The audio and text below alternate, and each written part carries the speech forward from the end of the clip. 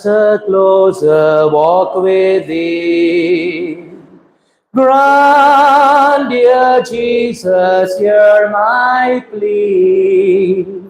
Really walking close to thee. Let it be, dear Lord, let it be. When through this life of toils and snares, if I falter, Lord, you care. Who for me my burden bears? None but thee, dear Lord, none but thee. Just a closer walk with thee. Grant, dear Jesus, hear my plea. Really walking close to thee.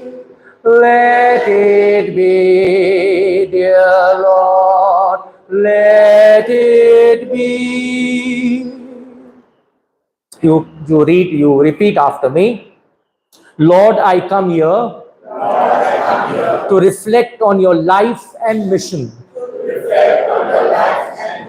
I am searching, Lord, searching for what is true spirituality. I want to be motivated. I want energy. I want inner force and strength. I know that I can get this from true spirituality.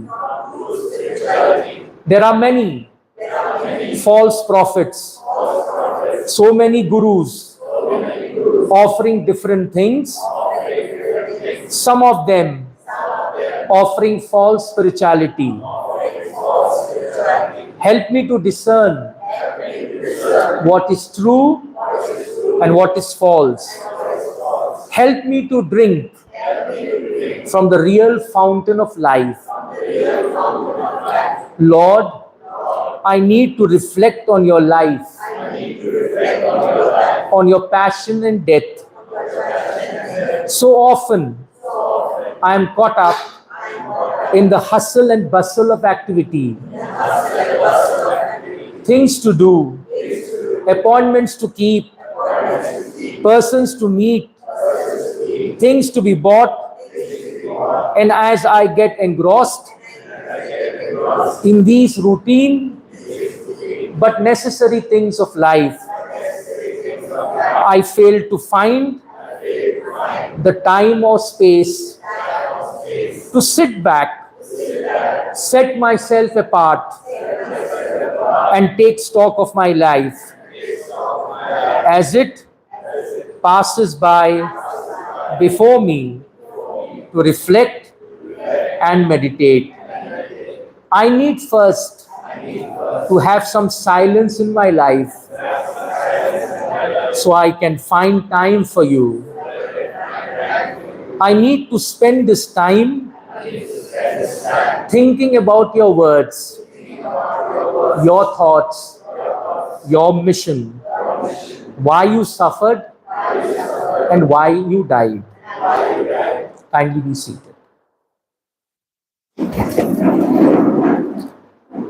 We take the first word. Father, forgive them, for they do not know what they do. Two other men, both of them criminals, were also led out to be put to death with Jesus. When they came to the place called the Skull, they crucified Jesus there and the two criminals, one on his right and on the other's left. Jesus said, "Forgive them, Father, for they do not know what they are doing."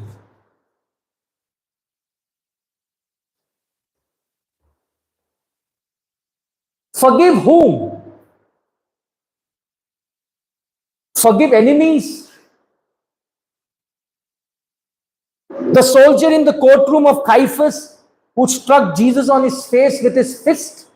To forgive that man? Does he deserve? To forgive Pilate the politician who condemned a God to retain friendship with Caesar and for higher promotions in his political journey? Forgive Pilate. Forgive Herod, who robed and dressed wisdom and in the garment of a fool. Forgive the soldier who nailed him and swung him between heaven and earth. Forgive whom? He says, forgive them, Father. Why? That is the reason. We have to ask ourselves why we need to forgive. Because they did not know what they were doing. What an excuse that God gives for his people. You need to be forgiven because you do not know most of the time why you hurt people. And that's an excuse. If they knew they were preferring Barabbas to Christ, if they knew that they were sentencing life to death, then they would never be saved. Rather, they would have been damned. It was only the ignorance that saved them. It's not wisdom that saves man. It's the ignorance. Jesus' first word is to his Father, the Creator. Peter came up to Jesus and said, Lord, he says, how many times should I forgive my brother? 7 times. Now probably Peter wanted a shabashi on his back. Good boy. Peter, you're a good boy, an excellent guy. Because you have to understand in what context did Peter say this word. It was in the rabbinic law. The rabbinic law said an eye for an eye and a tooth for a tooth. If somebody robbed, his fingers had to be cut. If somebody hits you, you have to hit him back. So the rabbinic law had a little improvement after Moses. When they debated and interpreted it, they said, okay, fine. We can forgive a guy 3 times. So first time if he says something to you or if he does something to you, forgive him. If he does to you 2nd time, forgive him. If he does to you 3rd time, forgive him. 4th time, bash him up. That's it. Everything is over. That's a rabbinic law. Give the guy a good butcher on his face. But Jesus went a little further. He told Peter 70 times 7. Probably Peter had even slept in his dream and fought with somebody. It would not have mattered because 70 times 7, if you multiply, it's a long mathematical calculation. So understanding this, you must understand the experiences of life. Why we need to forgive. I'll give you 2 experiences of my life. I learned from somebody and I worked on it. You know, after getting ordained, my mother sent me to a family. And I entered that very reluctantly. I did not want to go. To be very honest with you, I did not want to go. I did a lot of bahana bajis, here, there. I'll go tomorrow. Young priest, I wanted to gallivant a little, go to meet my friends and all. And mom is telling me, go and meet this family. I said, okay. With great reluctance, I went and I rang the bell at 2 o'clock, thinking that they're sleeping. They won't open. Then I can go and tell my mother, while they were not opening, I came back home. To my great wisdom and knowledge and ignorance, I think she opened the door. Oh gosh, at 2 o'clock in the afternoon. And I entered that house. And after entering, she said, Father, welcome. I suppose your mom has sent you here. I said, yes. And when I went there, she brought her daughter, very special child. The daughter just could not walk. Just could not walk. Literally, I think it had a hit on her brain or something like that. And she said, this is my most darling daughter. And she brought her and kept her there. Then her son came. He was a young fellow, younger to her. He came. The girl must have been only about 12 or 13. And the boy was 6 or 7. She said, these are my children, Father. Please pray. So I prayed over them. And then she took me to an inner room. And there was an old lady who was bedridden. Totally bedridden. She would do all her needs on her bed. And she said, this is my 2nd darling daughter, her mother-in-law. And I felt, she's a daughter, this is 2nd darling daughter, it's an old lady. Then I came back and I sat on a sofa, she gave me a chai. And she told me, you know what, Father? I can't live without these two people, my daughter and my mother-in-law. And I asked her, what happened to your daughter? She born that way. And she told me, when I came as a young daughter-in-law, I had a lot of problems with my mother-in-law. We used to have constant fights. My husband works in the bank. I was also working in the bank. And every time I come, she would have something to say, something to say, something to say. And I was carrying a child in my womb. And one Sunday, as we were discussing these things, we had a fight. And in the fight, my mother-in-law kicked my womb. And I fell down. I was bleeding. I was taken to the hospital. My husband rushed. And then after that, the doctor said, your child is literally brain dead. But I said, I want this baby child, whatever child I wanted, and the child was born. And today she said, this is the same mother-in-law who did so much for me and kicked my womb. I take care of her, I give her a bath, I put her clothes, I take her to the, I clean her, all her needs, and I give her hot food. And Father, to be honest, from the time I got these two children, I've never gone for a holiday, never went outside to visit anybody because I have to take care of these two little children. One is my daughter and one is my mother-in-law. What an act of forgiving. How many of you and I can do this? How many of us? It's amazing. I give you another example of my own personal life. It was a lot of young priests from Mumbai come to meet me in Arunachal Pradesh. A lot of lay people also joined to see our work. They stay with us. And two priests from Mumbai diocese, three priests of Mumbai diocese that come, I left them to the airport and I came back. When I came back in the evening at about 4 o'clock, I left them at the airport in the morning, rushed back. And then after that, there was a drunkard who came to fight with me. And he came with a iron poita type. He came and he was simply fighting for no reason and all that. He gave a hit on my head. And I was bleeding from here, so I did not know what to do with my hand that way, and he ran away. After that, the chief of the village came, the Gaon Buddha came, and they took me to the hospital. It was bleeding, and doctor said 4 stitches. After that, doctor wanted to know, what should I write, how you got this cut? And I told him lies. And I told him, you know what, I was standing up, and there was a patra, and the patra cut me. So as I got the stitches and I came out, the chief of the village got very angry with me. And he said to me in Hindi, "Kyun jhoot bola?" सच बोलने का था, उसको FIR मार के jail में डालना है. I told him, no, I won't do that. I won't put an FIR on him. I don't want him to go to jail because I want his soul. And believe me, after 6 months, he joins the Catholic faith. So when you forgive somebody, you keep the door open for friendship. And therefore, my dear friends, he must have done it because he was intoxicated. But what was happening is, if I had put an FIR, if I had put in jail, I would have lost him and his family. So because I forgave him of all that, I was able to win his soul. And I think that is what Jesus wants us to do. Go to the edge of forgiveness. Difficult, but possible.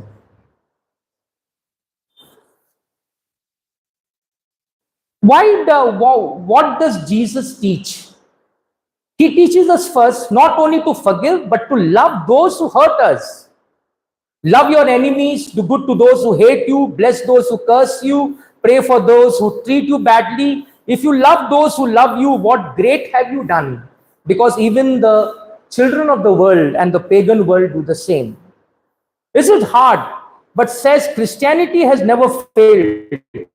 Rather, Christianity has never been tried. Jesus teaches us by example.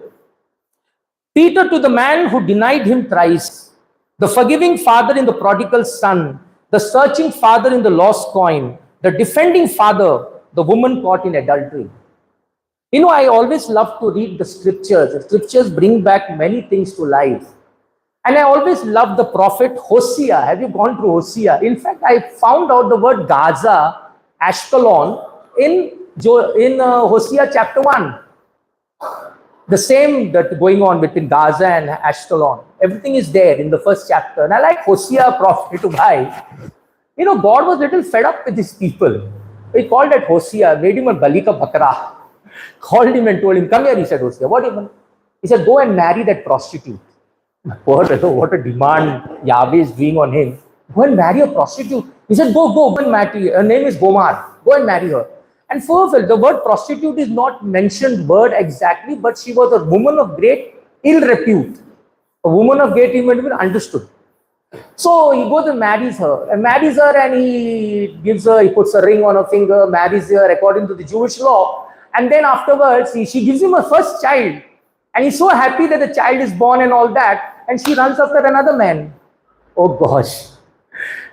Hosea is stunned, got her first of all, got her married as per the rabbinic law, has a child, and she runs after another man. And then again, Yahweh calls Hosea. This is in the Bible. Calls Hosea and tells Hosea, come here again. Go and get her back. And Hosea, poor fellow, runs after her, gets her back, and she gives him a second child. After the child is born, she runs with another man. Oh God, now what to do this? Hosea was his head up. 2 times he did that. Again, Yahweh calls him and says, come here, he says, go and get her back again. So he gets her back again, and she has the third child, and again she runs with another man. The third man or fourth man, God knows. And what Yahweh says is interesting. He says, Hosea, you're angry with me. This is what my Israel has done to me. This is what Israel has done to me. I brought them out from Egypt, the greatest miracle called the Great Escape. I brought them to Exodus chapter 16. They asked for water to drink. They were grumbling. They said the waters of Nile was beautiful. I gave them water through Moses. They said we were hungry. I gave them food to eat. Exodus 18, the manna in the desert. In Exodus 32, they started worshipping animal gods. Yet I forgave them. He said, this is Israel, like a prostitute. Every time she sins, I bring her back. He says, this is what happens with my people, he says. So it's a beautiful story of Yahweh forgiving. And I'm sure Jesus is a replica of the Father's heart. At a marriage tribunal, interesting, I was at Pilar. I was at a marriage tribunal. I worked as a notary at the marriage tribunal when Father Mozin was a judge and Father Alex Gracious from Pilar. So after doing my theology classes in the morning, I was writing as a notary. And there was one interesting case which I write to record to you. I won't tell you the name of the person. The story is like this. Normally they say a woman has a beautiful heart and a man has sometimes nasty, but this was just the opposite that we found. At the marriage tribunal, a man had come and he told a story which was we recorded it. A young man whose marriage had broken up, he said he loved this girl. He did everything to make her happy. He cared for her and her family at the cost of his own parents. He made her happy and supported her family at the cost of his old parents. He went abroad, worked overtime, sent gifts for her year after year, but he heard strange stories about his wife. Strange stories. And the stories were that she was found in this garden and this year and that year. And then he used to always defend it. His mother used to call him. In those days, there was no WhatsApp and all that. You have to put that 1 rupee coin, guru, guru, guru, guru, guru, guru, all that. And so called him up and said, Baba, tu kite tori korte baunta mure, yatta mure, sole kotta mure, kite koru deta, Baba, te bolte rati gyata, sokali veta rati gyata. So one day he came because his mother had slipped and fallen in the washroom. So he came to see her, then his wife was not there at work. So he went to her office. And the office told, no, your wife came, she just signed the register and she's gone. Now we don't know where she's gone. So he was searching and he found her somewhere in a garden with another man. And he knelt down before her and I told her that, please come back home. She was so angry with the boy and she hammered the cell. And mother is in a hospital, broken leg, and he's with a broken jaw, sleeping in the hospital, both of them, mother and son. So at the marriage tribunal, the judge asked him, do you want to live with this woman? And he said, yes. And why? He says, what an excuse he gives. Sometimes it's very obnoxious issues. He's saying, had she been in the Gulf and I would have been here in India, I would have committed the sin.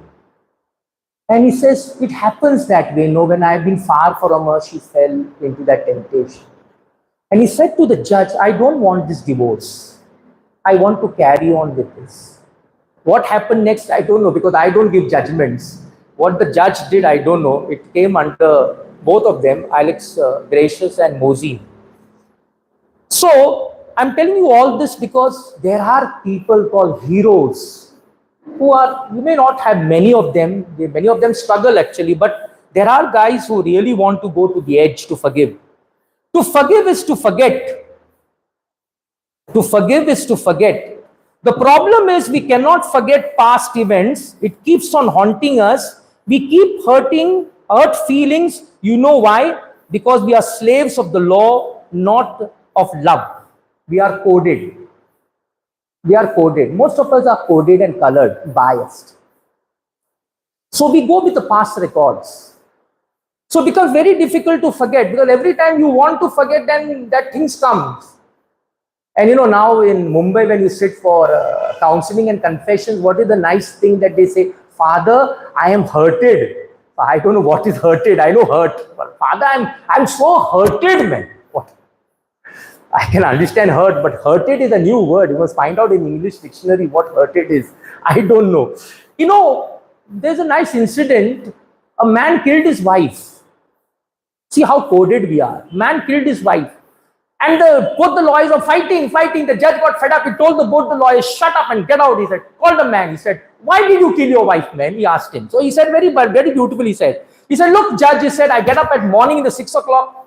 I go to toilet at 6:20. I read the newspaper at 7:10. I have breakfast at 8 a.m. I go to work at 8:30. I come back home at 6:10. I have a bath at 7. I watch TV at 9. I take supper at 9:30 p.m. I say good night and go to sleep. Okay, he said, but why did you kill your wife, man? He said, because the breakfast was not ready at 7:10. See, life is a very coded incident. So any shake in our program, we lose our patience. Because we want it now and now. So how much do we forgive? As God forgives, instantly it's a paradox. A man comes to confession and says, Father, I am confessing to you sins of 10 long years. And he expects the priest to absolve him of his sins. He goes back home after he's got his confessional done with great happiness and cheer. He goes home and his son had just broken a little flask which is only costing 150 rupees. And he whacks his son. He wants to be forgiven for 10 years of his sin, but he can't forget and forgive his son who has crashed a small little vase, flower vase, which is costing 150 rupees. I think we live in the world of great duplicity. The heart of God is mercy. Scripture says, what I want is not sacrifice, but a contrite spirit. If you come to the altar and you find that your brother has something against you, go reconcile and then come back.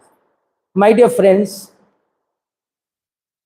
what we need is a big heart to love others and a big head to guide others. I end up this word by a few thoughts that I share. When the dying person says that I am innocent or condemn the judges or ask pardon. But Jesus was innocent. He did not ask pardon, but he extended pardon. He never asked for pardon. He extended pardon. Saint Stephen would say later, do not hold on to their sins, but forgive them. That's in the Acts of the Apostles, chapter 1.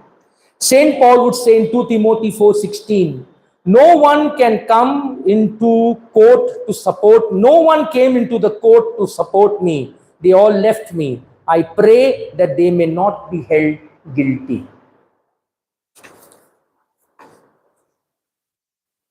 Kindly stand.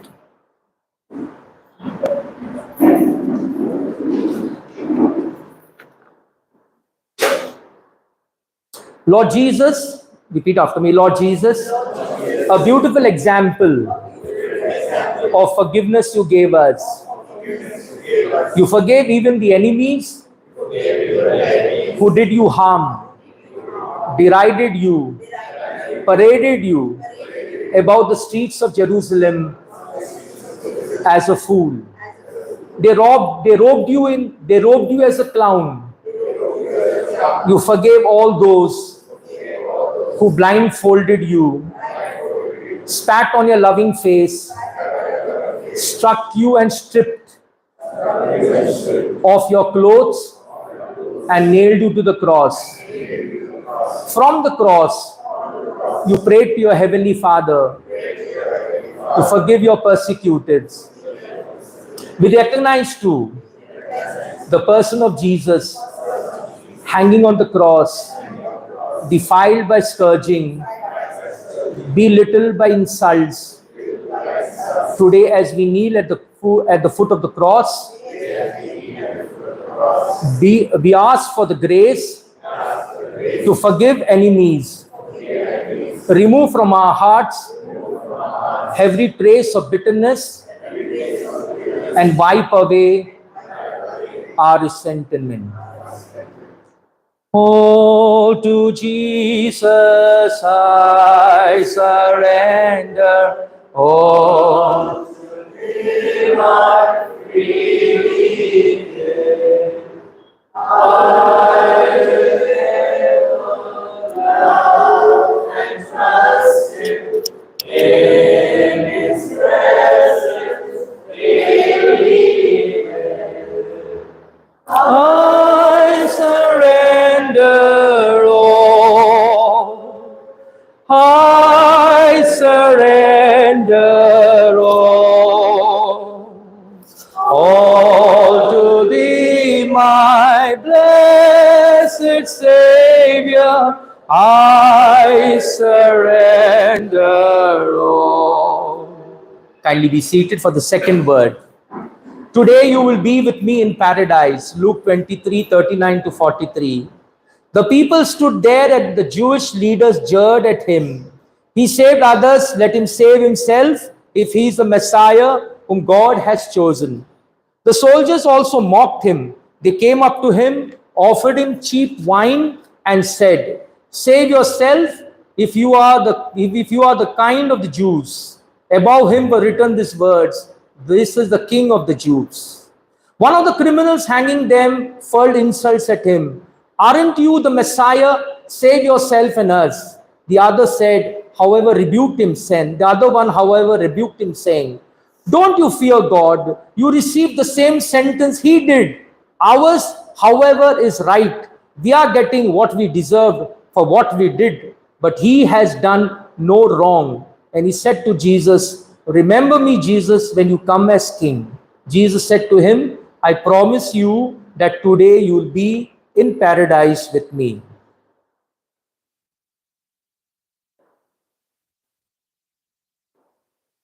This is the story of the good thief and the bad thief.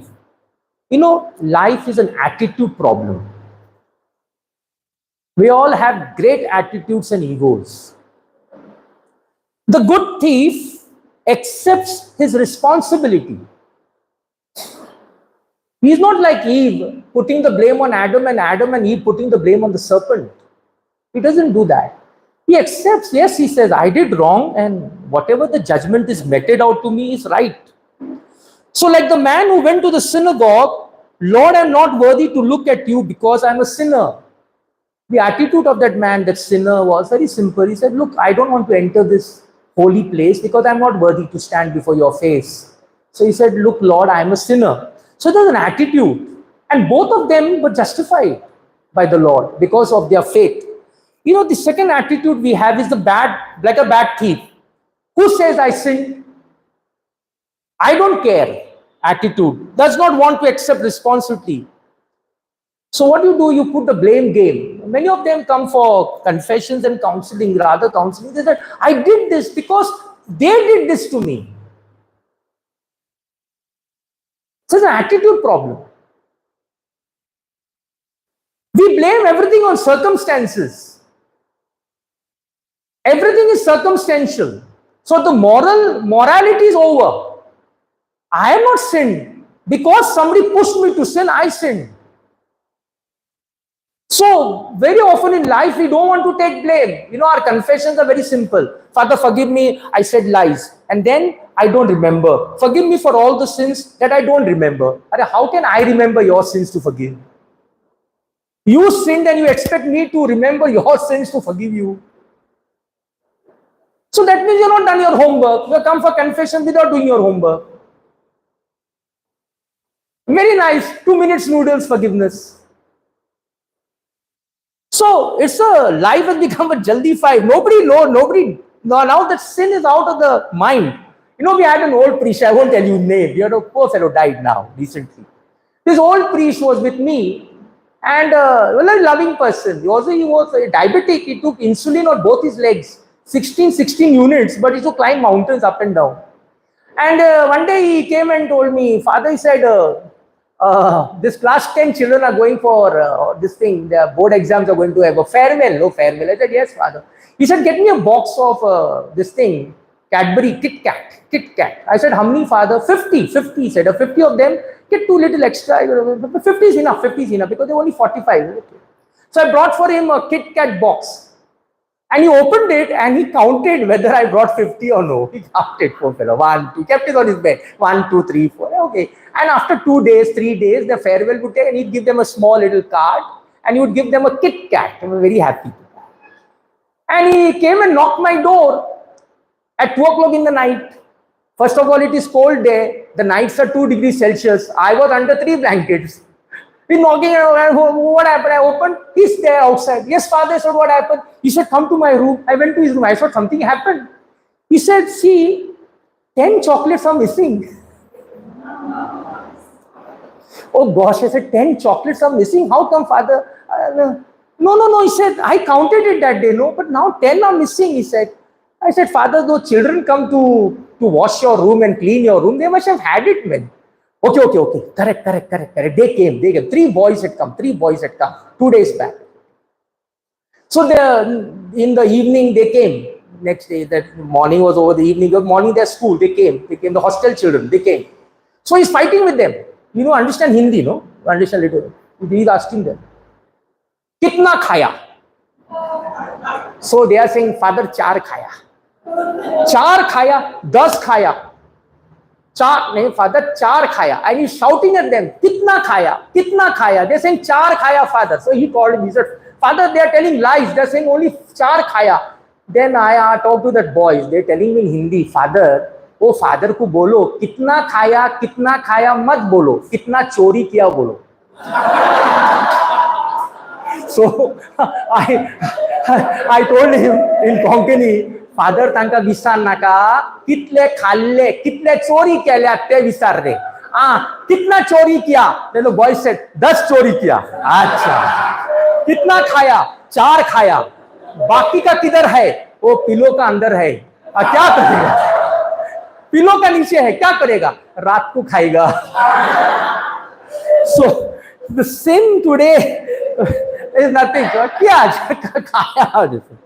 So today sin has nothing, no telling lies.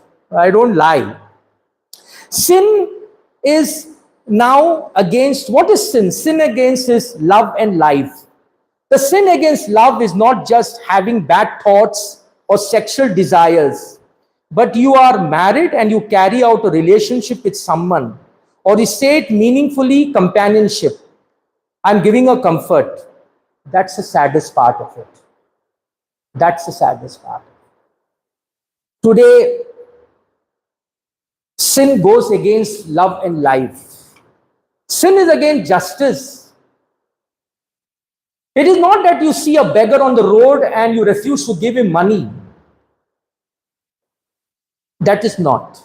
Mother Teresa says that it is the attitude that we pass by a beggar, we refuse to give him, thinking that somebody else will pass by and give him.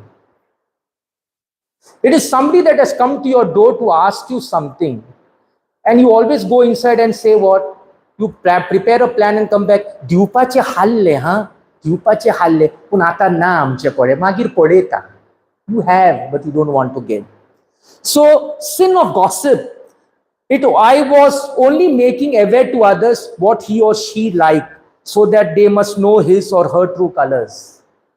So very often we gossip and then we say, I did not want to tell others, no, but I wanted to make them know how she is and how he is. So you're exposing. This is gossip. This is gossip. No, she told me, I told her. And why you told her? Because I wanted them also to be aware, careful how that person is. And perceptions can be dangerous, mind you. Perceptions can be dangerous, and perceptions are not truth. So to be careful, sin. The attitude of Jesus. Our God has a strange memory. He forgives our biggest sin and remembers our smallest good actions. Jesus says the basic goodness in the good thief. He saw the basic goodness in the good thief. He heard the cry of the blind man who had him sent for and returned his sight. He was touched by the faith of the woman suffering from hemorrhage and healed her instantly. Jesus never gives up. For him, we are never a gone case. He never judges us, neither does he condemns us. The woman caught in adultery, John 8. He goes beyond the demands of justice. He's prepared to take us even at the 11th hour. I'll tell you a story. Very interesting. In a certain parish, a gentleman always had a panga with the parish priest. You know panga, no? Khunnas. So he had a little panga. Every time the fellow would go and fight with the parish priest. Very much fight with the parish priest.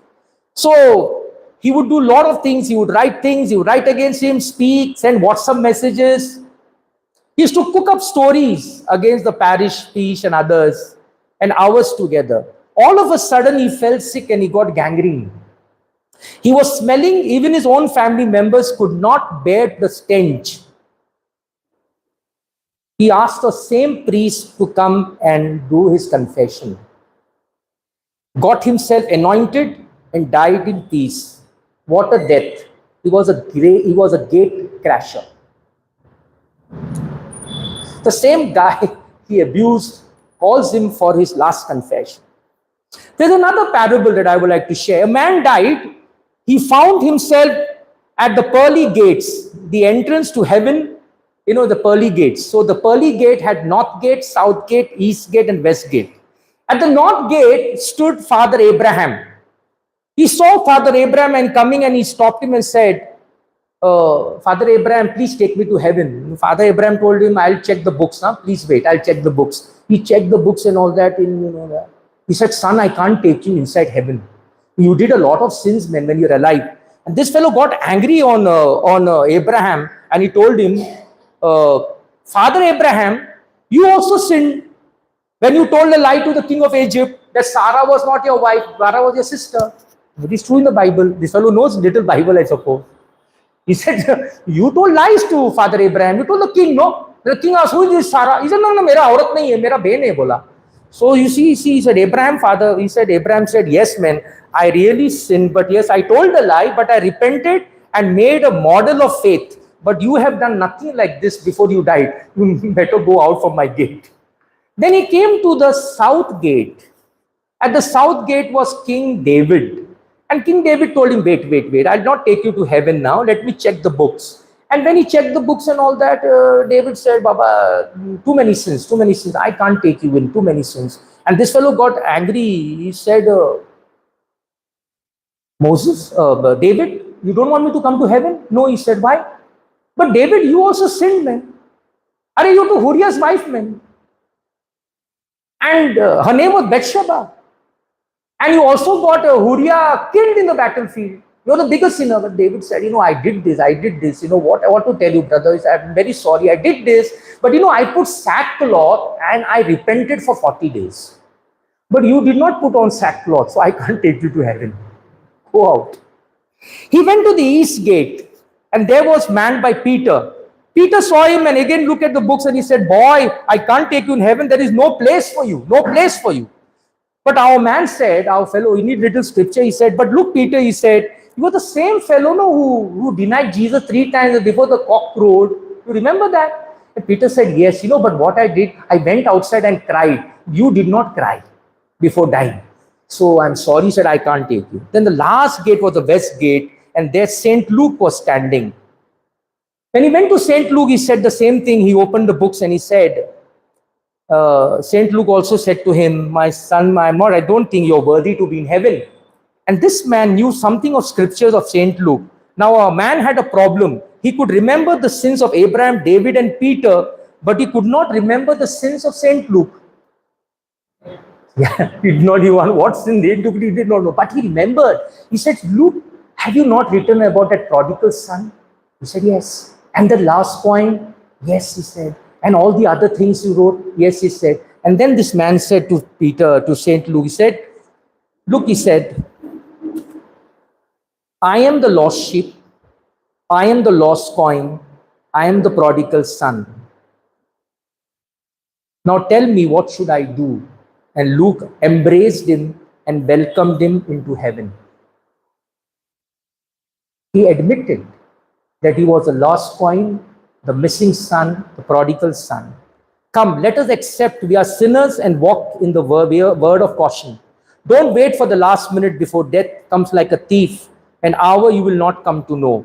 I'm remembered a prayer from Maundy Thursday, which we as priests do in the Holy Week, an Ambrosian liturgy which states, do not shut your door even if I've arrived late. Do not close your door. I've come to knock on it. To him who seek you in tears, open, merciful Savior, welcome to your banquet. Give me the bread of life, kingdom. This is the prayer of latecomers. This is the prayer of those who waited for the bridegroom, but being weary and weak, fell asleep. This is the prayer of those who desire to enter the wedding hall, not on merit, but who keep on knocking to find out whether because of the Lord's mercy, there is also a second table for latecomers. Let us respond to his love and open our hearts. I'm reminded of the words of that beautiful hymn. Let's stand up to sing that hymn. The Savior is waiting to enter your heart. Why don't you let him come in? There is nothing in this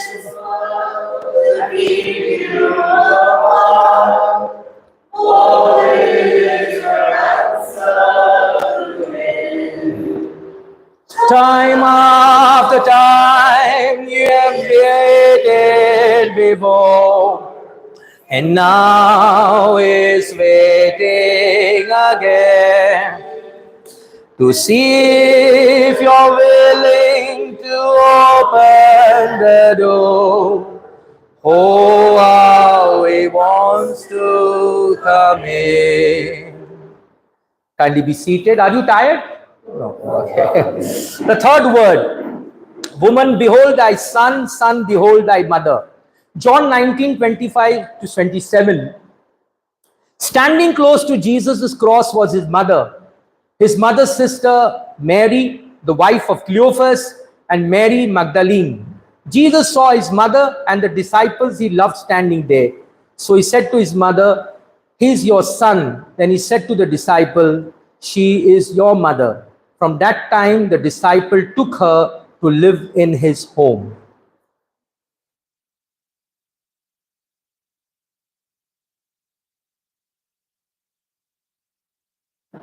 Jesus gave Mary the title Universal Motherhood. Why? Jesus was God. The hour of redemption had come. The word spoken to Satan in the book of Genesis is coming true. I must put an enmity between you and the woman, between her brood of evil, between his brood of evil and your seed. When I am. The womanhood of Mary is not a title, but the hour of glorification. The time has come to crush the head of the serpent. Revelation chapter 8. There was two great periods of relationship of Jesus and Mary. From the crib to Cana, from Cana to the cross. From the crib to Cana, and from Cana to the cross. The first relationship, she was the mother of Jesus. The second relationship was, she became the mother of all whom Jesus had redeemed. The mother of all. The relationship from crib to Cana. She called him son. Why have you done this? At the temple. He was in her arms when she left for Egypt. He was with her during 30 years at his home in Nazareth. Even at the wedding of the feast of Cana, she was his mother And the scripture says, Mary, the mother of Jesus, was there. Scriptures, John chapter 2. The handing over ceremony. Woman, behold your son. The handing over of Mary to John should not be taken as a sign of helplessness. It is not that Mary needed John. It was John representing the church who needed Mary. Many people look at Mary as helpless woman, which is not true. Mary brings out the strongest character which the church needs today. The church needs today the strongest character of Mary. She was a woman of great courage. In a male-dominated society, she had the guts to say yes to Angel Gabriel, to be a mother. So today the church needs to stand by the values that it professes. The problem is we have brought too many compromises within our faith. Today our church has become democratic. Everyone has a right to speak what he wants to speak. The church was never democratic. Jesus says, you did not choose me, I chose you.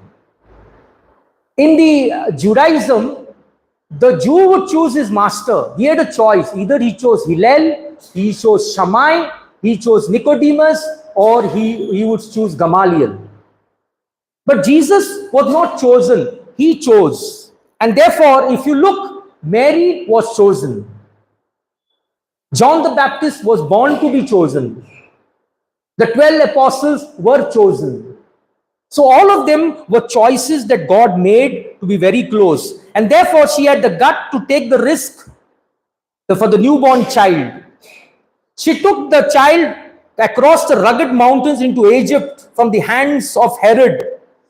She crossed the Lakshman Rekha in the temple to ask to find Jesus seated along the high priest. She remained faithful even when the disciples were under symptoms of depression. Some left for fishing, Peter and his company, and the other went onwards home, like the road to Emmaus. Mary stood by the cross. She did not sway. She did not sink. She stood. She did not succumb. She stood. She stood with her own right, an indomitable spirit of fortitude, and a great woman. She stood by the cross. Standing for somebody is a risk of being branded. Tremendous leadership. St. Paul would say the cross was a folly to the Greek and a stumbling block to the Jews. She stood like a rock, emotionally battered but not weak. Emotionally battered. Her son was going to the cross. Emotionally battered but not weak. Today at funerals, we see different sides. God is frequently questioned. When somebody dies in your family, God is frequently questioned. Why? Kizale, kite white kele, kite halle, kita tue kele, magde konna kotta, igojen wasona beta, kita koshe zale. So at funerals, God is cursed, God is questioned, and God is projected as the offender and the enemy of the family. But she stood there as a sign of fulfillment of the prophecy made to her at the temple by Simeon. Your son will be the rise and fall of many in Israel. She saw the risk of a son and she was lifted up. He will draw all men to himself. She saw Satan fall from the pinnacle of the temple and saw her son rise from the earth to the pinnacle of Calvary. A leader doesn't give up. All our life we are like bystanders. I'll tell you, sorry to say this, little off the record. We made a survey, priests made a survey. We found that 70% of the Catholics in the church are only church goers. They're not interested in the church. They want a Sunday mass. 70% of them want Sunday mass. 10% of the Catholic Church are critical. Why the church they will not pick up a finger, but they are very critical about the church. And the remaining 20 are the same people who work in all the organizations. They are everywhere. So today we are like bystanders. So a leader is not a bystander, not leaders. When the apostles were scared and fearful, she was a rallying point. Mary was a rallying point in Acts chapter 1:14. Suggests that Mary and the apostles met frequently as a group, and it is probably at her home, at Mary's home, that Pentecost took place, and from where the missionary journey began to preach the good news to all nations. She was a pro-life. I don't want to speak. Many abortions are happening, but she was a pro-life. D, a woman who shows concern at the wedding of Cana. You know what she said very simply? Do what my son says. So Jesus' attitudes towards women. Jesus was different from the gurus of his time. Gamaliel never took women. Nicodemus never had disciples who were women. Hillel never had women. Shammai never had women. But Jesus allowed women to be part of his company. Mary of Magdala, Salome, Mary the mother of James and Joseph, and except also his mother. Jesus treated women equally. He discussed with them, the woman at the well. He was a debating guy. So he discussed. He never found anything wrong to discuss with a woman. He cured them. He allowed them to anoint his feet at Bethany. The woman anointed and she washed his feet with the hair. He defended them. He told them, if you have not sinned, throw the first stone. All of them ran away like darpuks. And the woman says, he tells the woman, has anybody stoned you? She says, no. He says, I don't stone you. Go sin no more. So she's our attitude. What is our attitude towards women? We have fixed ideas. Somebody said it well, the fate of woman in the Indian society. When small, the woman is under the father. He decides where should you go, which college to go. So how much to study. When she's married, she's under her husband, whom she should talk, prove her fidelity, take care of all things. A subservient domestic help. When she becomes old, her son decides whether she should go to the old age home or not. Our attitude towards women is, she's weak, she can be exploited, she can be usable. My dear friends, we need to change our mindset. Jesus called Mary woman because she was the new Eve, not proud but humble. She was obedient, not disobedient and rebellious. She underdoes the damage done by the first Eve in the Garden of Eden. John was standing there. He was the church. He needed strength. He knew what Jesus was saying. Therefore, he would say so well in the book of Revelation. I saw heaven open, a woman with the 7 stars on her head, holding a son, a firstborn son. That's a beautiful phrase of John chapter 8 that John would write in the book of Revelation. Please stand. Ave Maria, gracia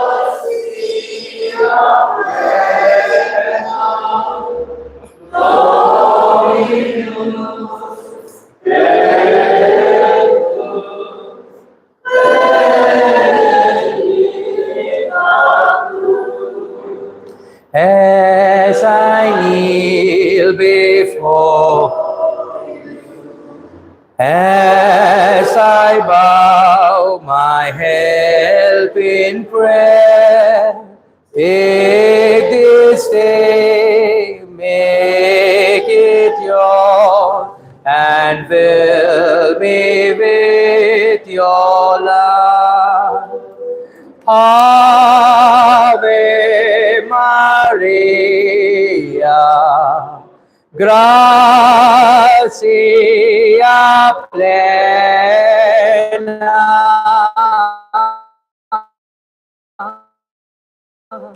no benedicta tu. Kindly be seated. The fourth. My God, why have you forsaken me? Mark 15:34-35. At noon, the whole country was covered with darkness, which lasted for 3 hours.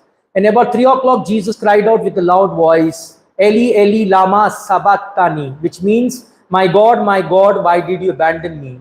Some of the people standing there heard him and said, "He's calling for Elijah." One of them ran up at once and took a sponge, soaked it in cheap wine, put it at the end of the stick and tried to make him drink. But others said, "Wait, let's see if Elijah is coming to save him." Fourth word, from 12 o'clock to 3 o'clock, there was darkness all over the land.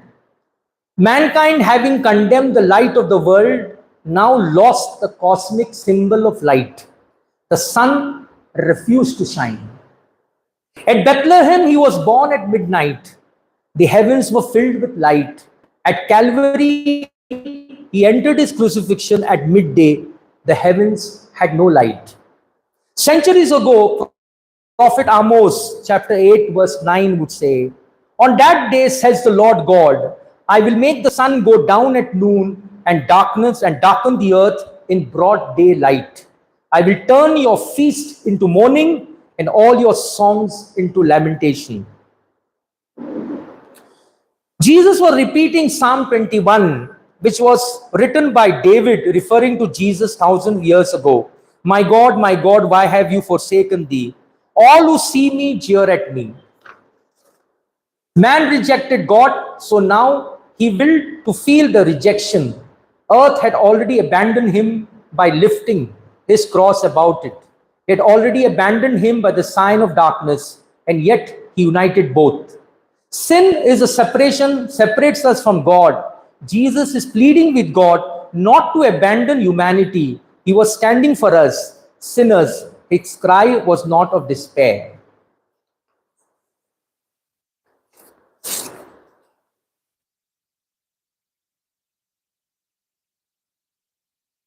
What actually these words mean? My God, why have you forsaken me? There are three meanings: scripturally, theologically, and humanity.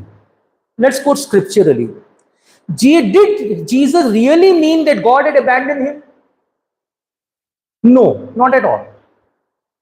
He was only using a psalm which all Jews like him knew by heart. The particular psalm is Psalm number 22. Was a prayer of a man in distress asking God to strengthen him, his commitment, even though he's surrounded by enemies.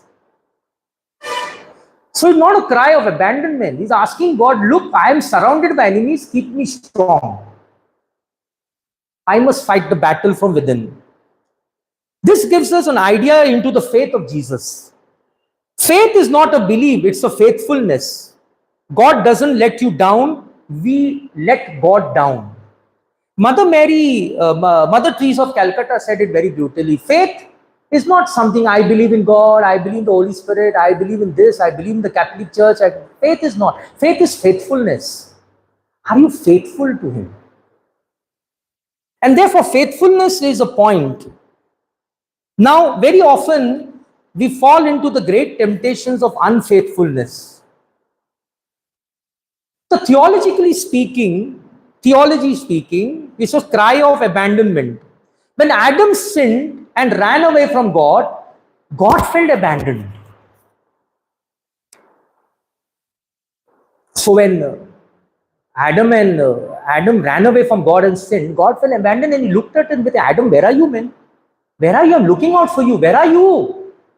And he said, I'm hiding behind a tree. I'm naked. So man abandoned God, and second is Jesus' cry of Jesus was cry of Adam. Now God has abandoned, looks like humanity. The darkness that has come. So darkness has covered the face of the earth. Man is asking God, why have you left me? So the cry of Jesus was a human cry, a cry that every human being felt. God felt it in the Garden of Eve. Now man within Jesus is feeling the cry on Calvary. Humanly speaking, Jesus did not feel abandoned. Humanly speaking, Jesus did feel abandoned. Jesus did feel abandoned when he felt lonely at the Last Supper,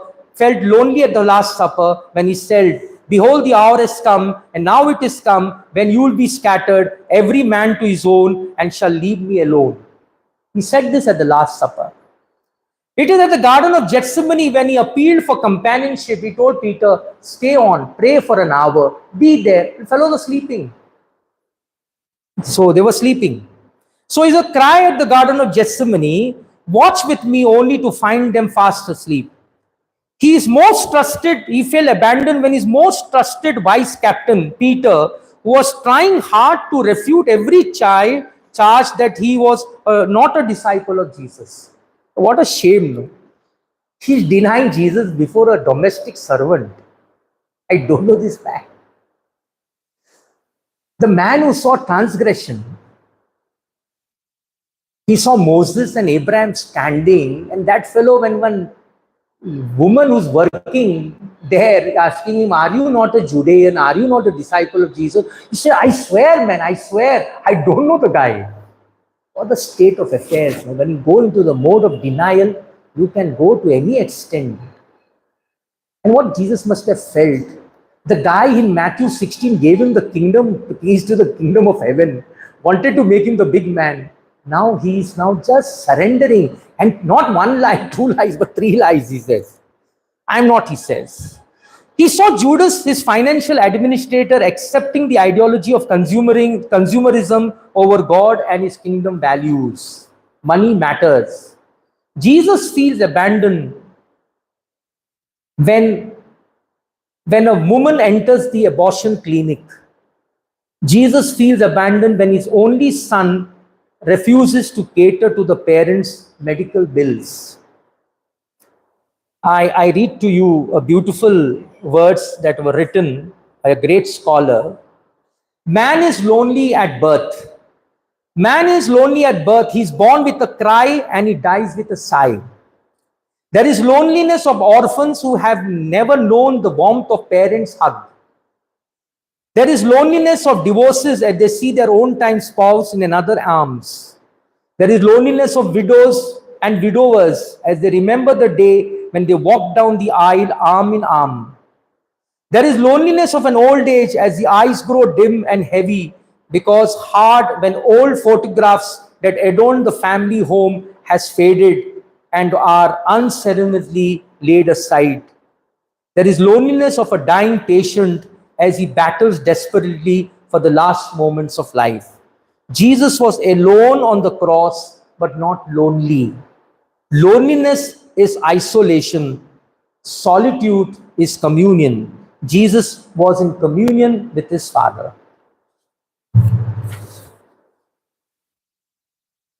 Let us remember, even in our loneliness, we never are alone. Jesus is a faithful friend, a constant companion. Footprints on the sand is the darkest moments of your life.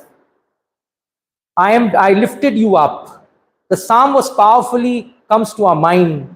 The Lord is my shepherd, there is nothing I shall want. Even if I walk in the valley of darkness, no evil shall I fear. Has not the Lord promised in Matthew 28, I will be with you till the end of time? And the Gospel of Mark, the ship is sinking. Jesus said to them, Maihuna, I am there, don't be afraid. We shall sing the hymn of Psalm 23. The Lord is my shepherd, there is nothing I shall want. Fresh and green are the pastures, where he gives me repose. Near restful waters he leads me, to revive my drooping spirit. The Lord is my shepherd, there is nothing I shall want. Yes, the Lord is my shepherd, there is nothing I shall want. Kindly be seated. The fifth word, I thirst. John 19:28. Jesus knew that by now everything had been completed, And in order to make the scripture come true, he said, I'm thirsty.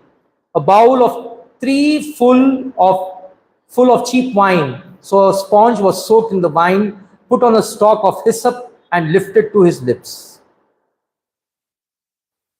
I thirst. If you go to Mother Teresa's house, as you enter into the parlor, you have a cross, and below the cross there's written, I thirst.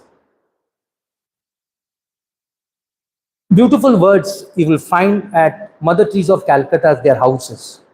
It seems paradoxical that Jesus, who refused to take food and drink for 40 days and 40 nights in the desert, where the temperature rises between 40 degrees Celsius and above, now seems thirsty. This time, the God who quenched the thirst of Israel in Exodus chapter 16 now seeks to be thirsty. What is he thirsty for? He was thirsty for souls. In other religions, man is constantly in search of God. He visits, he performs, he uses his money and energy in search of God. In our religion, it's just the opposite. It is God who searches and finds you. First, the gospel narratives are full. The loving father in search of his son. The father was thirsting for his son's return. The shepherd looking for his lost sheep. The shepherd was thirsty looking for his lost sheep. The woman at Samaria, John chapter 4, give me this water to drink. She was thirsty, and Jesus felt that thirst also, the thirst of the soul. God is always in search of sinners. All he needs us to do is take a U-turn and accept his love. But Jesus is thirsty of something else. He wants us to do good. The visa to heaven, the Lord says in Matthew 25, I was thirsty and you gave me to drink. He wants us to be charitable towards the poor and the downtrodden. I read a testimony of a writer who wrote, I was on a traveling by bus when I noted at a junction, he said in Bombay, we had double deckers. So you're sitting there and watching. And he found that the double decker bus had stopped at a signal. And he saw a little girl in the dustbin searching for food. And a cow came, snatched that food from her hands. Then she looked for something. The dog came barking. She had to get aside. The dog took the theli and went away. And then the signal turned on and the bus left. He felt sad. There are so many of them are going hungry today. This is the tragedy of today's world, the cry of so many millions. Our hungry brothers and sisters go unheeded. The thirst of so many millions go unquenched. The nakedness of so many millions go uncovered. The loneliness of so many millions languishing in hospitals and prisons go unvisited. According to the World Bank statistics, 1.3 billion people live below absolute poverty. My Arunachal Pradesh children, if you go to the Google, my area of Changlang and the east, 50 to 60 people are living below poverty line. And all that Achhe Din, I don't know where it is gone. And I always say, rather than having chai ka pe charcha, have dil ka charcha. Nothing of that sort happens. It's only a funda of the corporate world.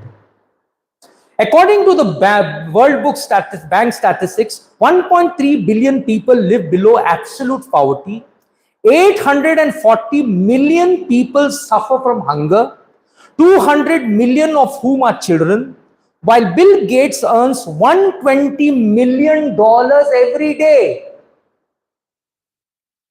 Bill Gates earns $120 million every day, and 300 million people live less than $1 a day.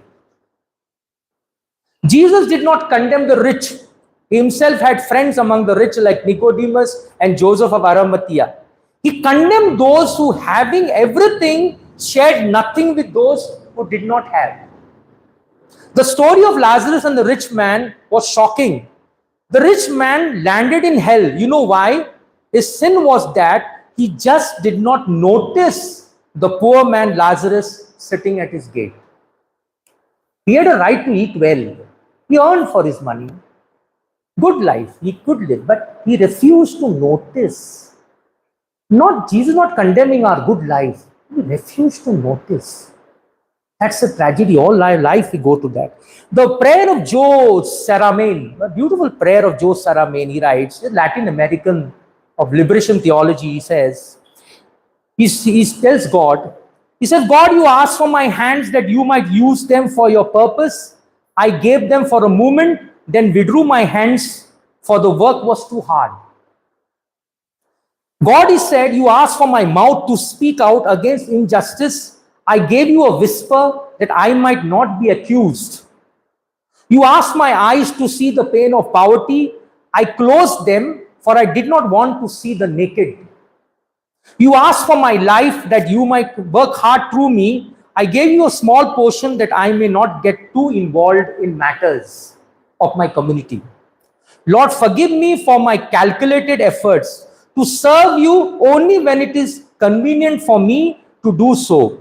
Only in those places where it is safe to do so, and only with those who make it easy to do so. In the evening of our life, when we stand before the judgment throne of God, he will not ask you, how fat was your bank balance? How big was your house? How many degrees and qualifications you have? Our social contacts, our social media. God will ask you only simple things. How much have you loved others? And therefore the road to heaven passes through your neighbor's door. I end up with this story, which is very famous, the prayer of the frog. You know, a woman dreamed that she died. I hope you don't dream that you die. Huh? She dreamed that she died, and she went there and she went to the pearly gates. Pearly gates, and pearly gates were a big exhibition, big exhibition. Fruits, all fruits were there. So she went to the first angel who was with the chiku stall, and she asked him, "Hey, angel, kaisa diya re dojon?" And that angel got angry. He said, "Maaf karo, aage jao." So she went to the mango stall. She asked the angel, "Angel, kaisa diya re dojon?" He also got angry and said, "Maaf karo, aage jao." And got stunned. What is this now? Angels are saying, "Maaf karo, aage jao." She went to the banana stall. Same thing. The angel told her, "Maaf karo, aage jao. Kaisa diya dojon? Maaf karo." So she went to Peter and wanted to give him a bash. She told Peter, "You know what? Please teach your angels good manners. They don't know how to speak, man." So Peter laughed. She said, "Why are you laughing, Peter?" He said, "Madam, when you were born, your fits were tied. God gave you seeds. He sent you to the earth to plant those trees, produce fruits. When you come to heaven, don't look out for fruits. Exhibit your fruits. If you have not produced fruits on earth, you will not have exhibition here." So, my dear friends, what we need, he rightly says that what God wants is spiritual fruits, not religious nuts. God wants spiritual fruits, not religious nuts. Galatians chapter 5, the fruits of the Spirit. If you don't have, don't go up and ask for fruits. God will tell you, "Maaf karo, aage jao." Please stand. Whatsoever you do to the, I don't know that, you know that? You do to the least of my, you do unto me. Whatsoever you do to the least of my sisters, that you do unto me. When I was hungry, you gave me to eat. When I was thirsty, you gave me to drink. Now enter into the home of my Father. Whatsoever you do to the least of my brothers, that you do unto me. Kindly be seated for the sixth word. Out of the seven, this is the second last word. The sixth word, it is finished. I call it, it is accomplished. John 19:29. A bowl was there full of cheap wine, so a sponge was soaked in the wine, put on the stack of hyssop, and lifted up to his lips. Jesus drank the wine and said, "It's finished." Then he bowed his head and died. It is accomplished. Theologically speaking, the unfinished job at the Garden of Eden was over. The challenge accepted at the Garden of Gethsemane was over. I will drink the cup of suffering. The salvation story that started in Genesis chapter 12 with the call of Abraham is over. Jesus has now conquered sin and death. Satan was offering an option. Part of a consumeristic society which had no values. Earn more bread. Satan knew that Jesus was hungry. Every sin of ours starts with the stomach. You look at it. And therefore, Jesus' first temptation was the stomach. If you're hungry, make these stones into bread. A consumeristic society which has no values. Earn more bread. The second is be part of a miracle network. The magician band, perform miracles. So very often when we are sick, our back is paining, we want miracles to happen. So we run from these Babas to that Baba and some brothers here and there. It is the surrender prayer. Let your will be done. So when you surrender, God takes over the project. So the project must be handed over. Don't be part of the miracle network. Be part of God's surrendered network. Put your plan into His plan. The third temptation that he gave, option that Satan gave, was be part of a military or a colonel, empire to dominate others. People will call you Big Uncle God.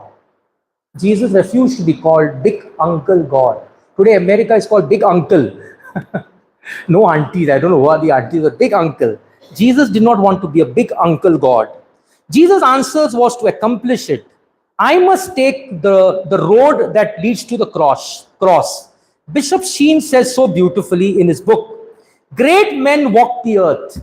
Great men walked the earth, established religions, and had a big following. But none of these gurus, none of these so-called big leaders walked from the cradle to the cross, from the cross to the resurrection, and from the resurrection led to the Pentecost. None walked. And therefore, Jesus' accomplishment is higher. It was not an easy task. I meant a sacrifice. Accomplished it always a cost of sacrifice. In Abraham's old age, he gave up his land. See the surrender story. Abraham in his old age gave up his land, gave up his security, walked in the unknown. Abraham never knew which country is going, what is the name of that country. He never knew what was there, nothing. He just said, I come. Moses became a leader. By the way, Moses was a stammerer. How you know? Because I'm telling you. Correct. Moses was poor fellow. By the time he said that, Mandovi river would have gone. So Yahweh told him, and Moses would tell Aaron, you speak. And you speak. And whatever Moses said, but Moses took up the leadership even in his weakness.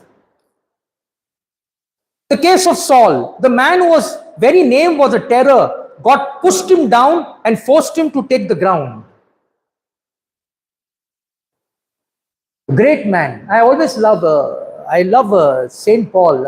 Somehow I celebrate Saint Paul's feast with great fervor than John Mary Vianney. Because awesome. You must read Romans. If you want to understand the crux of Jesus, you must read Romans. And he says beautifully, through him, in him, with him. Through him, with him, and in him. Through faith, with prayer, and in submergence. It is submerging inside. So through faith, when you have faith, you are with Christ in prayer. And then you submerge there. That's a beautiful Roman story that he writes. No? Then you have many other stories. I won't read that to you because we can keep it for the next time. Accomplishment is not static, one shot. Salvation history goes on. That is why Jesus founded the church, a community of believers to carry on his work.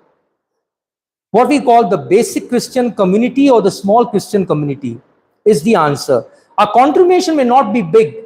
God has plans for us. We just don't know his plans, but his ways are always best.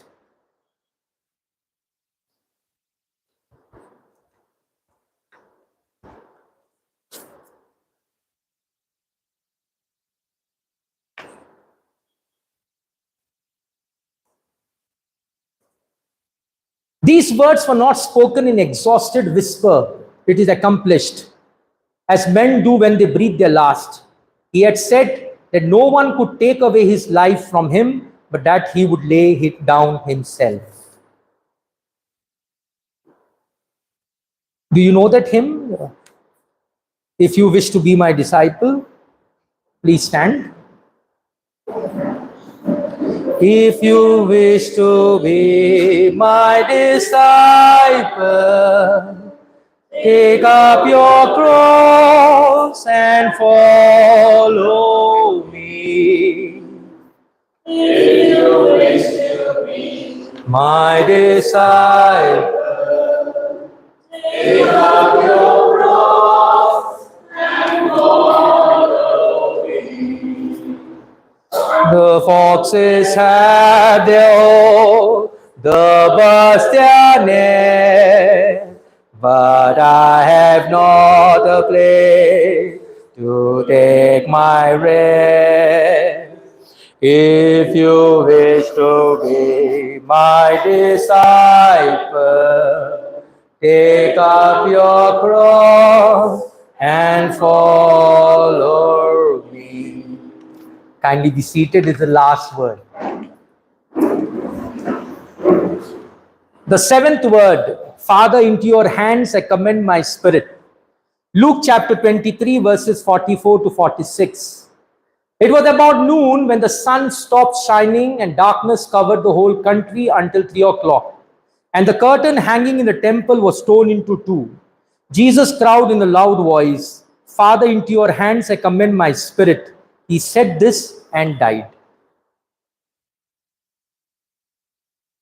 The first word from the cross began by addressing his God Father. Father, forgive them, they do not know what they are doing.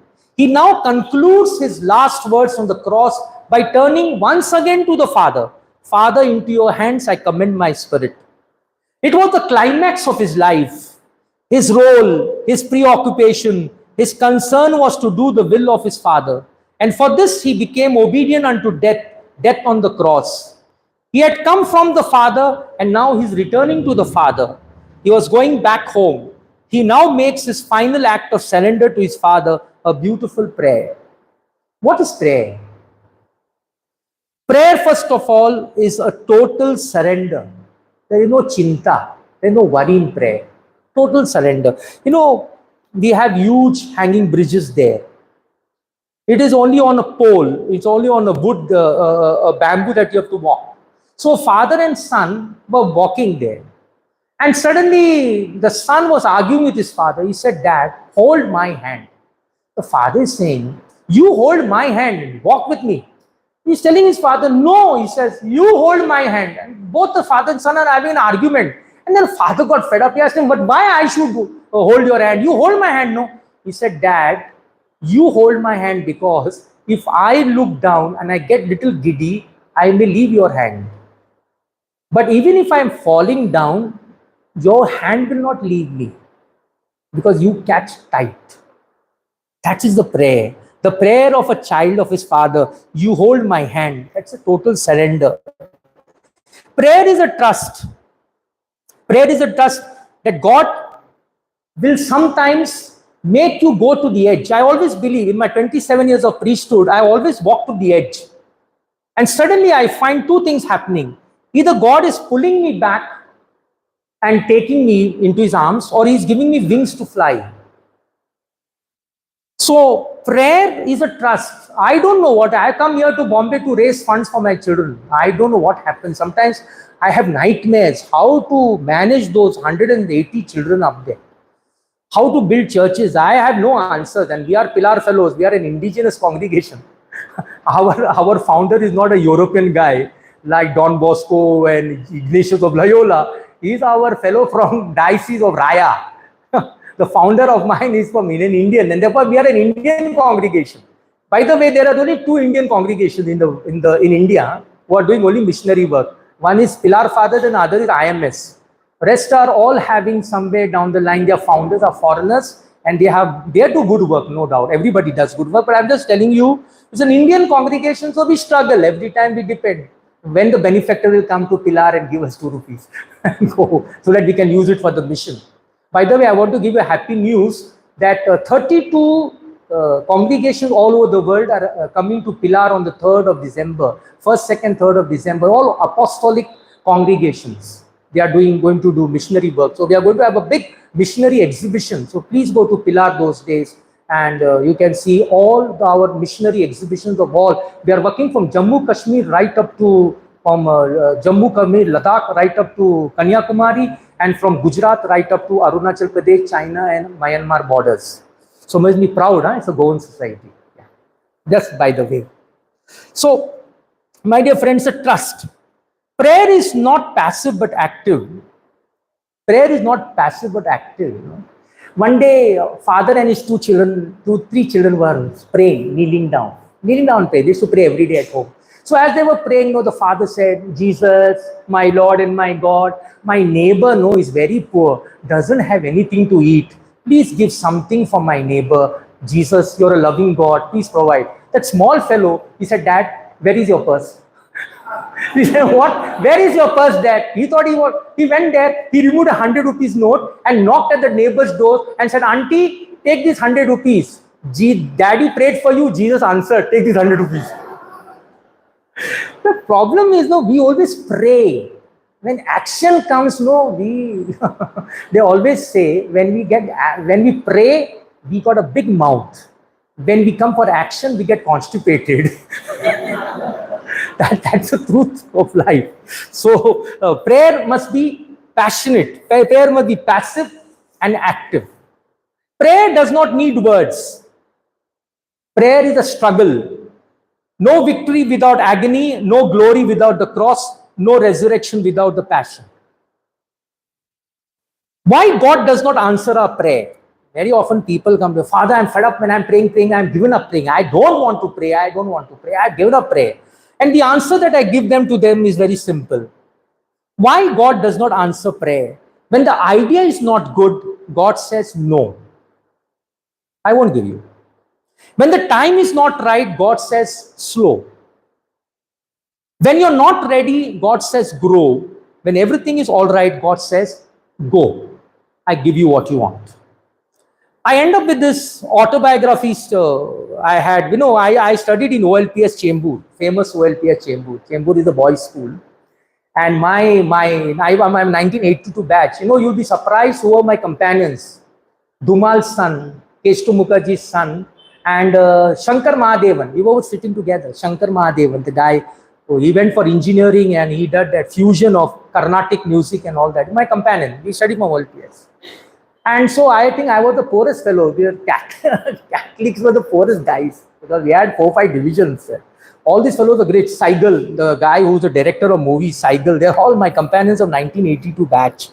So on the last day of school, I wanted from my primary school teacher who taught me KG to say something on my, I did not have an autobiography group, I did not have an autobiography group or prayer book or something. I have a notebook of 100 rupees. So I went to her and she said, Baba, you go to the principal, headmistress, all are there, science teacher, math teacher, come to me, I am only your class KG teacher. So I told her, no ma'am, I want something to you to write. And what she wrote is beautiful in the book. She wrote these words, when the great scorer comes to mark against your name, and the great scorer, God, comes to mark against your name, he will not see whether you won or lost, but how you played the game. But how you played the game. Not that you won or lost. These I've cherished, and the last words, into your hands, were the last words of Jesus uttered before he died. These are the sentiments the church, like a loving mother, places on our lips every night as we go to sleep. And while we sleep, God watches us through the night. Psalm 91. God never sleeps, nor does his angels. Awake or sleep, we are his. In life and death, we are his. And therefore, we conclude. In the Pillar Seminary on the first floor, I don't know where they have kept it now. Those days when I was doing my theology there was a beautiful poster in the seminary which says, "To have found God is not the end of your journey, but only the beginning." To have found God, an experience of God, is not the end of your journey, it's only the beginning. Death is never the end, but only the beginning. For life has changed, not taken away. By dying, Jesus has destroyed our death, and by rising from the dead, he has restored our life. Let us not stand here at the foot of the cross. No, the greatest tragedy of ours is those people you don't see throughout the year, they are only for 3 times. Ash Wednesday, Good Friday, Chumma Jesus, Papa Jesus, Papa, lie there. Then 10 rupees you must put. The 10 rupees is go to Jerusalem. But 10 rupees that we put at Papa Jesus. And third is for Easter, not for the mass and all that, Easter celebration, the dance. Because the New Year, this thing, or Easter dance. All that is there. So what I want to tell you is, let us not stand here at the foot of the cross mourning and weeping and trying to apply balm to our conscience. Come on, move on. Calvary is not the end. Go back to your community, wait for the Pentecost and serve the community. I wish you well. I hope I've not taken a long time for you.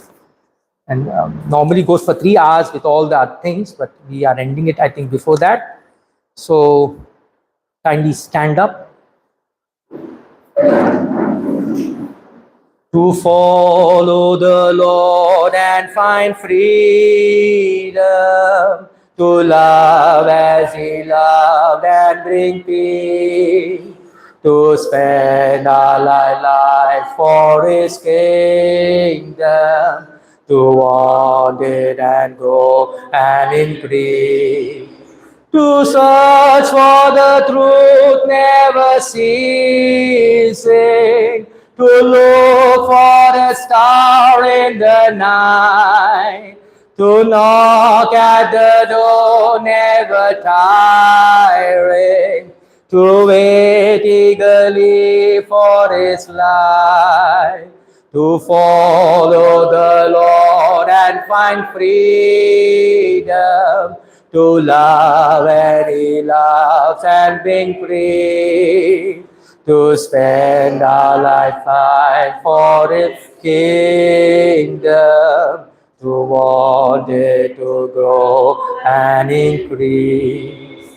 We pray for the intentions of the Church and the Holy Father, and for all of us. Our Father in heaven, hallowed be thy name, thy kingdom come, thy will be done on earth as in heaven. Give us today our daily bread, forgive us our trespasses, as we forgive those who trespass against us. And lead us not temptation, but deliver us from all that. Hail Mary, full of grace, the Lord is with you. Blessed are you amongst women, and blessed is the fruit of thy womb, Jesus. Holy Mary, Mother of God, pray for us sinners, now and the hour of our death. Glory be to the Father, and to the Son, and the Holy Spirit. Go back safely. Be in prayer. Be in prayer. Yeah.